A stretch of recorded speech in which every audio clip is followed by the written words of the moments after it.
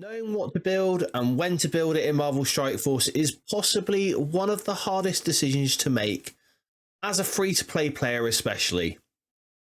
And I want to try and help you guys by taking you over what my strategies are in Build Positively with BPG. So if you want to know what this is all about, then join me in this video. What's going on, everyone? I'm BPG and welcome back to the channel. If you're new around here, I make at least 2 Marvel Strike Force videos every single week, usually based around the events, but occasionally I do get time to sprinkle in videos like this, and this one now is becoming a monthly staple. So if you find the content in this video helpful, please do consider giving the video a like, subscribe to the channel and ring that notification bell so you know when I post any other new videos. And if you're new around here or not, you know what to do. Smash a comment down below. I love to speak to each and every single one of you. So what do we need to know to build positively? Well, we need to know our monthly gold income in real time. We also need to know what the character release schedule looks like as a free-to-play player. And from this information, we can come up with a strategy of how we're going to build our characters and build our roster. And who is this for? Well, this can be for anyone, but it is going to be mostly aimed at mid to end game players because that really is where my roster is sat at the moment. And for those of you who are interested, here is my player profile. As you'll see, I am at 39 million TCP currently, just shy of that 40 million TCP, and I've been playing for just over 600 days. So let's take a look at the gold income, shall we? And a bit of a recap on our gold income. Our April gold income was 161 million gold. There were 30 days in April, which gave us 5.3 million gold per day on average to spend. Our May income from the last video was 178 million gold, so that went up, which gave us 5.7 million to play with, and that was because there was 31 days in May. But what does June's income look like? And here we go. You will see this is how I monitor my gold income. So every day I write down what my starting balance is, how much gold I've spent, and what my finishing balance is. And I do put some notes in there, you know, like for example, you'll see from the 11th to the 16th, I was hoarding campaign energy for the one of the events. You'll see some big jumps in gold there. That is generally when we've had a war payout. So 22 million, 23 million and 19 million, all of those gold incomes, those are from the war payouts. And my alliance is in the top 500 generally of war, so we get a fairly decent payout. And you will see that June 2024's total gold income was 239 million gold. This was a significant jump in gold. We've also had the Mercs Golden Bounty event each weekend, which has been really key to putting more gold into the economy. So the gold income currently is looking very, very good in Marvel Strike Force. And you will see there that I have managed to positively gain 53 million gold into my balance of my account. Now, there is another content creator that did this. I was not the first person to do this, and this is another free-to-play player who is Rage. I love to give him a shout out on every single one of these Build Positively videos because I think he does a massive amount for the free-to-play community. So if you haven't heard of him or seen his videos, please do go and check out his videos. I'm going to leave a comment down below, or in the description down below. I'm going to leave a link to his channel down there. But let's take a look at Rage's income for this month. So here is his latest video that he's done. Most insane gold update in MSF history, gold review and analysis for June 2024. It is well worth watching. And as you've just seen on the previous slide there, it is an insane amount of gold that we have had come into this account. And you can see here, he's been tracking his since December, but I went back as far as January because I wanted to start at the start of this year. So we started in January with 129 million gold. That is then increased to 151 million. to 183 million, then had a bit of a drop for 2 months, but then we've had a massive increase of 224 million gold. It's just insane. Absolutely insane, the amount of gold that we have coming into the account now, which is really, really nice. Now, in the last video, I was asked if I would do a training material income, and I was a bit daunted by it to start off with, but I have actually done it, and I only managed to do it from the 10th of the month because of when I put the Build Positively video out last month. But you will see here, this is what I've got set up now for the training material economy. So I am marking off what I spend each day, what I'm getting into the account. And for 20 days in June, we got a total of 73.5 million gold worth of training materials. So we can see there is a big disparity between the amount of training materials we get coming into the account compared to the amount of gold that we've got coming into the account. So now we know all about the gold and, to a degree, the training materials. Let's take a look at the second thing we need to know about, which is the free-to-play character release schedule. And here we have a copy of the character release schedule for 2024, and you'll see that the only difference from this month to last month is the releases dates of Northstar, Guardian and Sasquatch, who were all the June releases. There was 21 days between Dakon's free-to-play event, effectively, and Northstar's free-to-play event. Then 7 days between Northstar and Guardian, and 10 days between Guardian and Sasquatch, which is just taking place right now. I have not included the Illuminati onto this yet, purely because of A, the controversy going on with the Illuminati at present, and B, this is going to be July's releases, so to speak, and we're not fully sure how much of them are going to be released in July free to play. But with those figures put in, that has now given us an average days between release of free to play of 9.68. That's nearly 10. So we're now back up to nearly an average of 10 days between releases free to play. So now that we know all of this information, we can make our strategy. Now, the people who have seen this video before would have seen this, but a strategy is about thinking about your strategy, planning your strategy, and then managing your strategy. So we've done the parts about thinking about our strategy. Now we're going to plan our strategy and slightly show how I manage the strategy all the time. And we are back in the car showroom, and some of you might ask why we are in the car showroom. Some of you will already know, but to quote a very, very good piece of knowledge for Marvel Strike Force, and I believe this was Dogbert that said this: Marvel Strike Force characters are a bit like cars. They depreciate in value as soon as they're released. So as soon as you drive a car off the forecourt or out of the showroom, that car starts to depreciate in value. And the same can be said about Marvel Strike Force characters. The earlier you unlock them and the earlier you build them, the more value you are going to get out of them. And that is a given. So we came up with a strategy for new characters coming out. We know we've roughly got 10 days to work on between those characters coming out. So we're going to do this strategy. We're going to take the first 4 to 5 days that the character is out, and we are going to level them as much as we can. And then we're going to have 5 days rest. And then we're going to go back and we're going to do the same again with the next character. And you'll see here that the highest average gold I need is to level a character to 100, which is 6.5 million gold. And June, we had 7.9, nearly 8 million gold to spend on average per day in the month of June.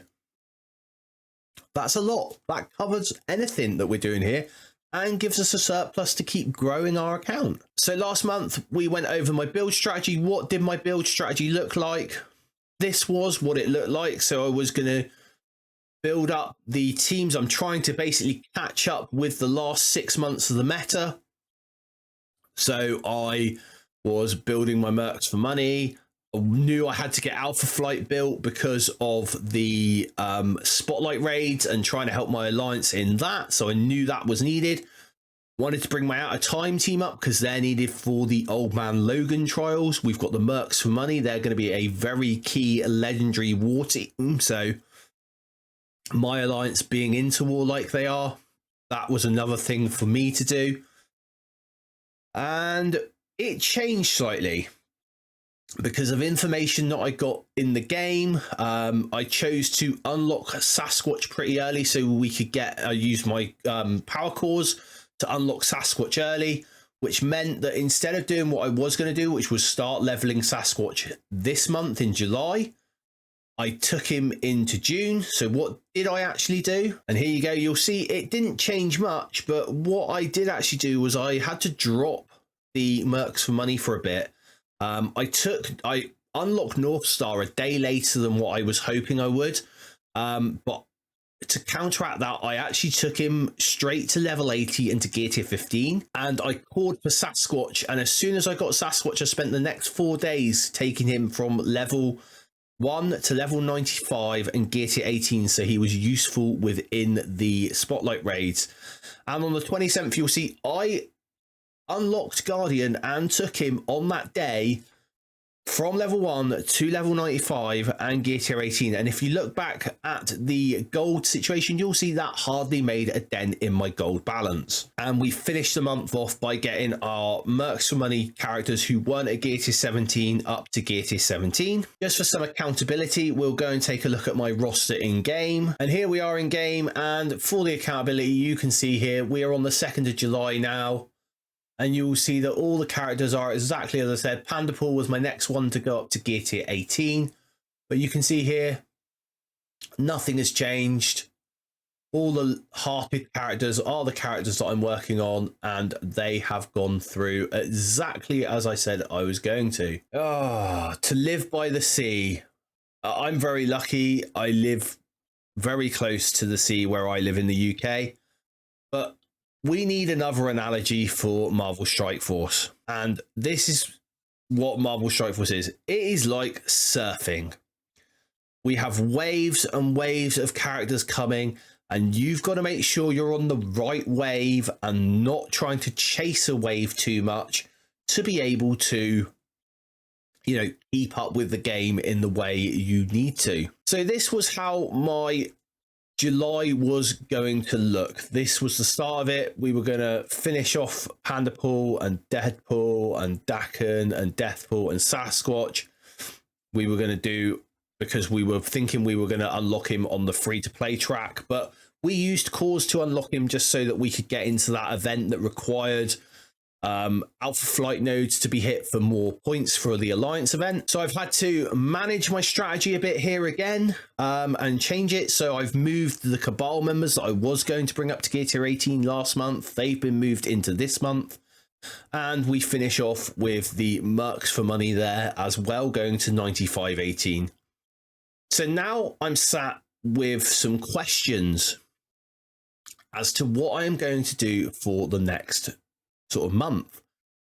Now, I know that the Illuminati team is coming out, but I don't want to commit to them quite yet, because the difference between a Captain Britain Illuminati team and a non-Captain Britain Illuminati team is night and day. And I know that Scopely are just going to plow on with the way they are doing it. I don't think there's going to be any change to the way they are going to do this Illuminati release.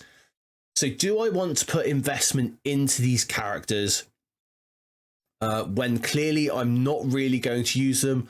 A lot of you will know that Cosmic Crucible isn't my game mode. I'm much more revolving around Arena and Raids and Alliance War. So they're not a team I need to build for that.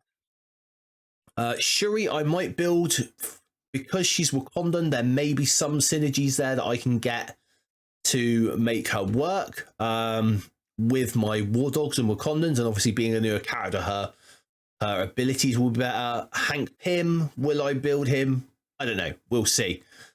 but I probably will leave enough resources spare that I can build them before the next legendary trial, which they're going to be required for, to a level where I'm going to be comfortable with what I'm going to be able to do at the account level that I'm at. So by putting the resources in that I'm putting in and not having Captain Britain, because I'm not going to be able to get Shuri and Hank to 5 stars because I'm not putting my hand in my pocket. Those, you know, am I going to be able to do, or what am I going to be able to do? What's the legendary going to look like for me? I don't know yet.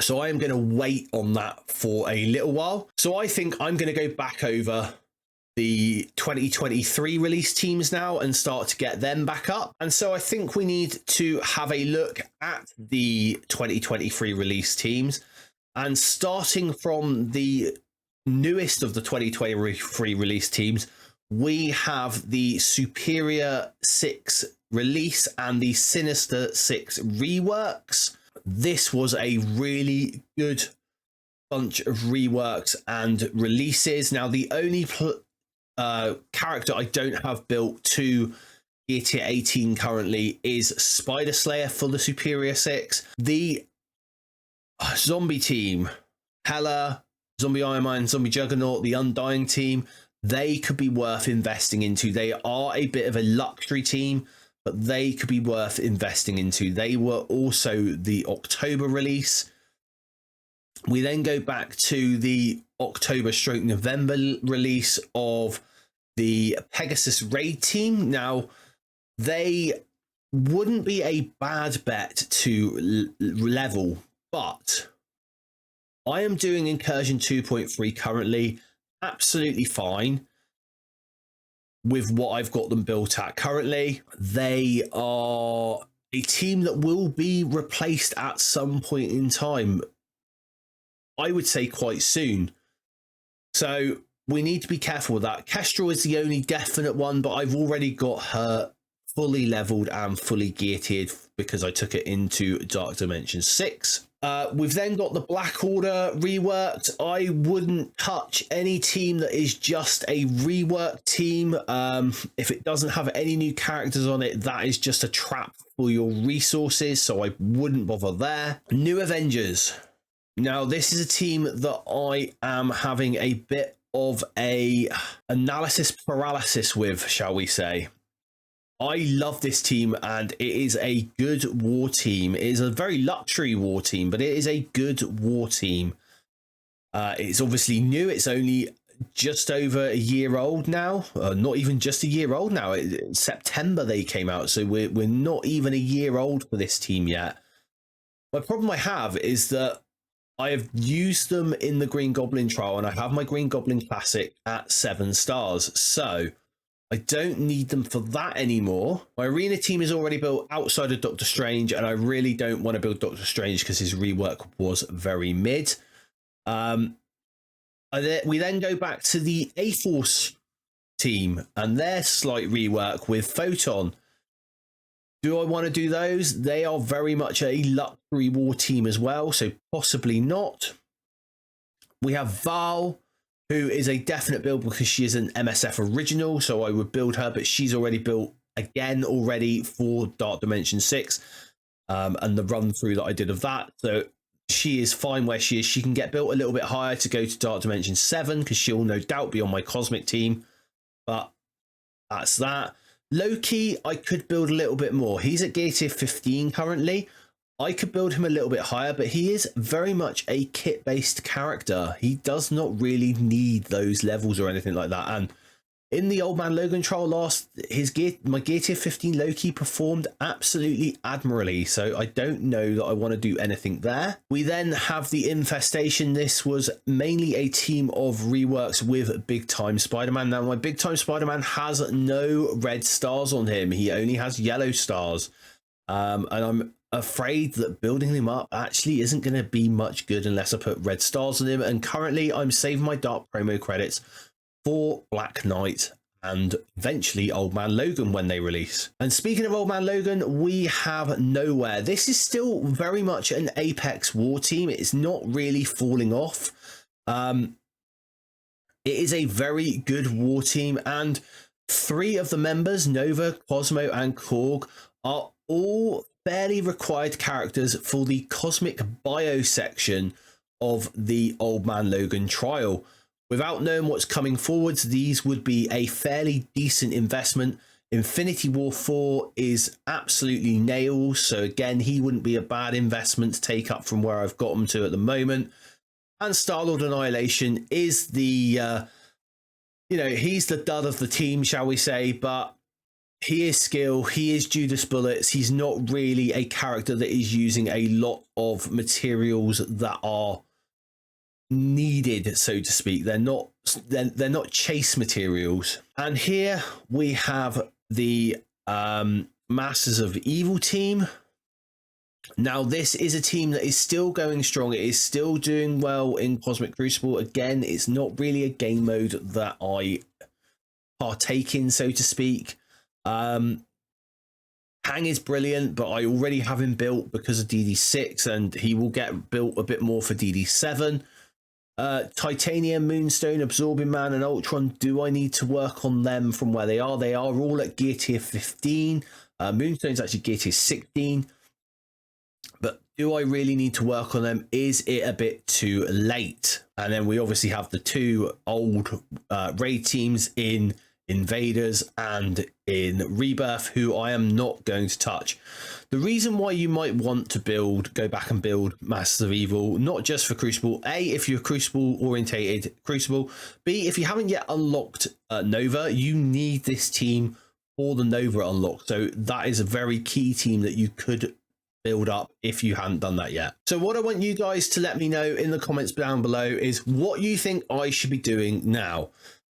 I'm pretty sure my first protocol after I have finished and caught up will be to go back and do Spider Slayer, and then I might just start taking some characters up to level 100. Again, let me know in the comments down below what you think. And some final thoughts on all of this. July, let's hope July is as good a month for gold income as June was. If it is, that is going to be amazing. I know we have currently got Sword Satellite ongoing, but it is slightly bugged. Hopefully we'll get something from that, though, that gives us more gold. And then they'll run the proper Sword Satellite, hopefully, with the leaderboard, which will give us a lot more gold in the future. Hopefully, the training materials, having a month's worth of training materials next month will hopefully give me a little bit more insight into what I can do properly. What have you thought of the video? Has this helped you at all? Please let me know down in the comments down below. If you have found this video helpful, please do consider giving it a like. And until next time, everyone, stay positive.